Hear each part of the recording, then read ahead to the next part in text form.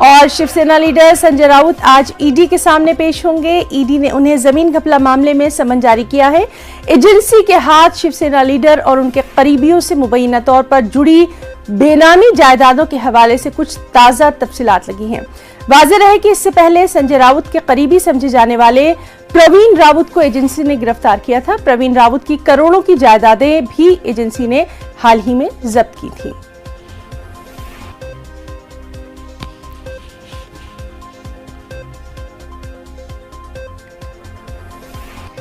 मुंबई से इस वक्त हमारे साथ मौजूद हैं हमारे साथी प्रशांत पांडे। प्रशांत, बिलाखिर कई दिनों की जद्दोजहद, मशक्कत, सियासी गहमा गहमी के बाद महाराष्ट्र को नया सीएम मिल गया।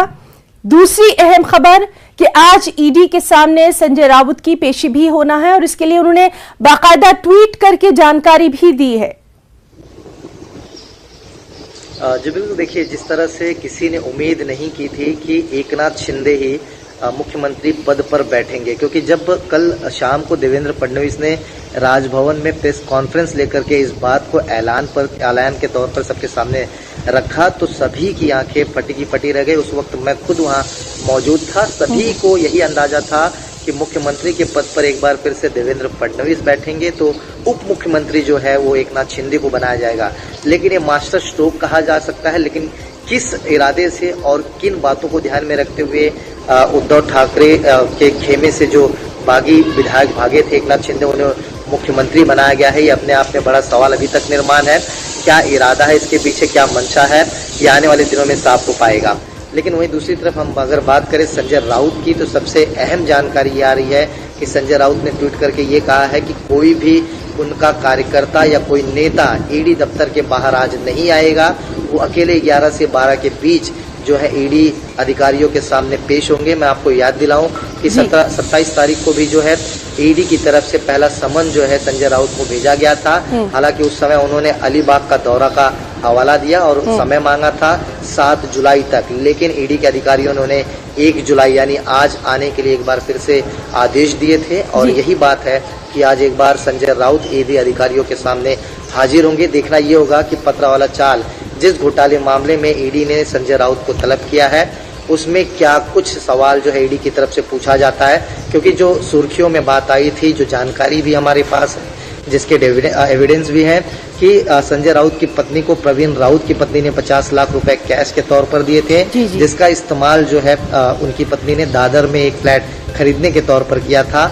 और ये पैसे प्रवीण राउत ने उस पैसों में से दिया था जिसे महाड़ा की तरफ से उनकी सहयोगी कंपनी को मिला था पतरावाला चाल को डेवलप करने के लिए। लेकिन उस जमीन को उन्होंने डेवलप नहीं किया, उसे 1032 करोड़ में अन्य ऐसे 8 बिल्डरों को बेच दिया गया था। तो ऐसे में ये देखना होगा कि ईडी के पास क्या कुछ सबूत है, संजय राउत से क्या कुछ सवाल जो है ईडी करती है, देखने वाली बात होगी, और क्या कुछ जवाब संजय राउत इस पूरे मामले में देते हैं। प्रशांत, ये तो रही तमाम तर तफसीलात कि आज क्या कुछ होने वाला है। चूंकि महाराष्ट्र को लगातार जो सियासी वहां पर पॉलिटिकल तमाम सिनेरियो है उसको आप देखते रहे हैं, आपने लगातार हमारे नाज़रीन को जानकारी दी है। आज जब एकनाथ शिंदे सीएम बन चुके हैं, उनके ताल्लुक से जरूर थोड़ी सी जानकारी चाहेंगे। बिल्कुल, देखिए एकनाथ शिंदे के सीएम बनने के बाद से तमाम खेमों में ये गहमा गहमी भी है एक तरह से कहा जाए, और कई सवाल भी मन में है कि आखिर ये ऐसा अचानक से बीजेपी खेमे की तरफ से क्यों ऐसा फैसला लिया गया। क्योंकि देखिए जब ये फैसला लिया गया तो एक दिन पहले देवेंद्र फडणवीस दिल्ली गए थे, जहां पर उन्होंने जेपी नड्डा और अमित शाह से मीटिंग भी की थी। उसके बाद शाम को आते उन्होंने राज्यपाल से मुलाकात की थी और उसी वक्त इन्होंने कहा था कि उद्धव ठाकरे सरकार को कहा जाए कि वो बेहमत साबित करे, क्योंकि उनको पता था कि उनके बागी विधायक जो है वो उनके संपर्क में नहीं है, उनके विरोध में है। और यही वजह है कि उद्धव ठाकरे को देर रात जो है परसों उन्हें अपना राजीनामा देना पड़ा था। लेकिन सबसे बड़ा सवाल यही खड़ा आज सभी शिव सैनिकों के मन में हो रहा है कि अगर उद्धव ठाकरे नहीं ऑप्शन के तौर पे बीजेपी को एक्सेप्ट थे, क्योंकि 2.5 साल पहले जब दोनों की सरकार बननी थी तो वहां पर यही सवाल खड़ा हो रहा था। उद्धव ठाकरे के खेमे का कहना था कि हमारे भी पार्टी से किसी को मुख्यमंत्री बनाया जाए। लेकिन इसी विरोध को, इसी बात को लेकर तानाशाही जो है दोनों पार्टियों के बीच में हुई थी और पार्टी जो है अलग अलग हो गई थी। आज उसी पार्टी के एक नेता को उद्धव ठाकरे के खेमे से जो है जिन्होंने बागी बने हैं उन्हें जो है यहाँ पर मुख्यमंत्री बनाया गया। तो ऐसे में कई सवाल खड़े होते हैं, लेकिन इसके पीछे का मूलभूत क्या वजह है, ये आने वाला समय जी जरूर बिल्कुल बताएगा। प्रशांत, तो आज जो देखिए भी जो है- तमाम तर अहम क्या कुछ वहां पर नए डेवलपमेंट्स होंगे उस पर हमारी नजर बनी रहेगी। बहुत बहुत शुक्रिया आपका तमाम तर तफसीलात के लिए।